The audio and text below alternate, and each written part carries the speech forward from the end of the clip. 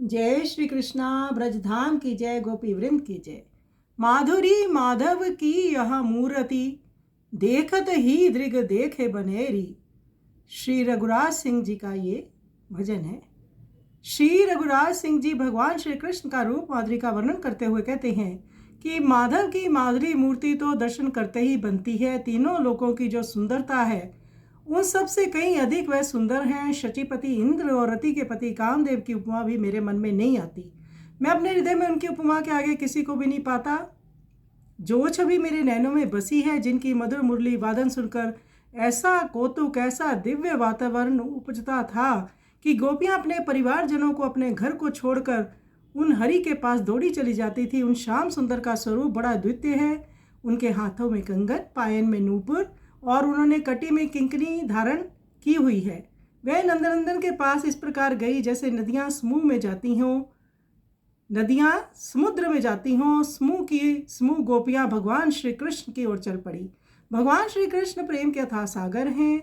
ऐसे अपार सौंदर्य दिव्य मनमोहन को देखकर गोपियां दर्शन करने लगी। ना तो उनके नेत्र हिलते हैं, ना वह कुछ बोल पाई, ना ही उनके पास जा पाई, ना ही शीश नवा पाई। वह सब अवाक की अवाक रह गई। ऐसा अपार सौंदर्य, ऐसा अद्भुत आकर्षण निहार कर भगवान श्री कृष्ण ने जब अपनी गोपियों की ये दशा देखी, तब उन्होंने अपने कंठ से माला उतारी, उन सब को अपने दर्शनों से कृतार्थ किया। ऐसा श्याम सुंदर हैं, जो जहाँ है वहाँ का वहाँ स्थित हो जाता है। उनका ऐसा रूप सौंदर्य देखकर अवाक रह जाता है। ये श्याम सुंदर ऐसे हैं कि गोपियों के मन चित्त में घर कर गए हैं। आइए सुंदर पद का हम श्रवण करें।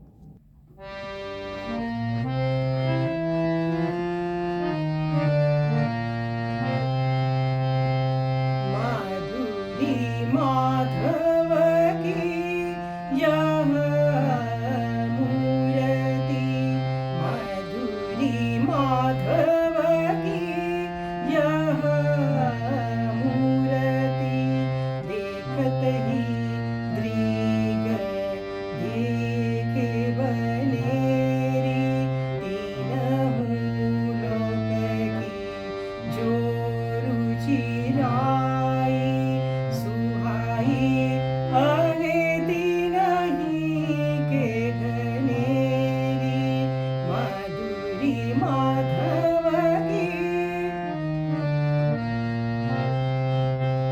शोभा शचीपति और रति के पति की कछुआई ना मेरे मनेरी।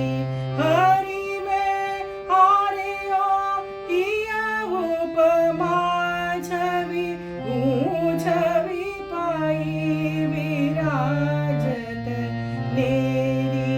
माधुरी माधव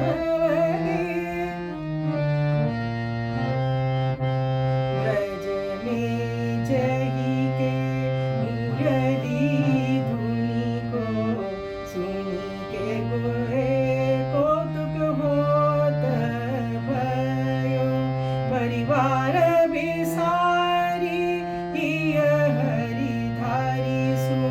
गोपिका छाड़ी अवस दयो, माधुरी माधव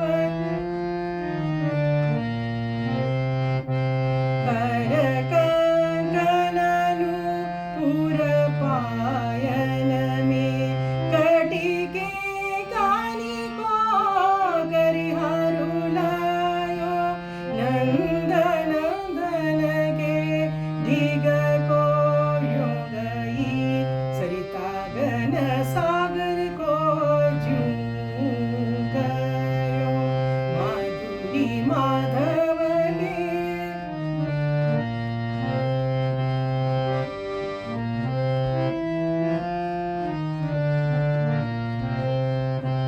मुख देखत ही मन मोहन को, अति सोहन जो धन लागी जब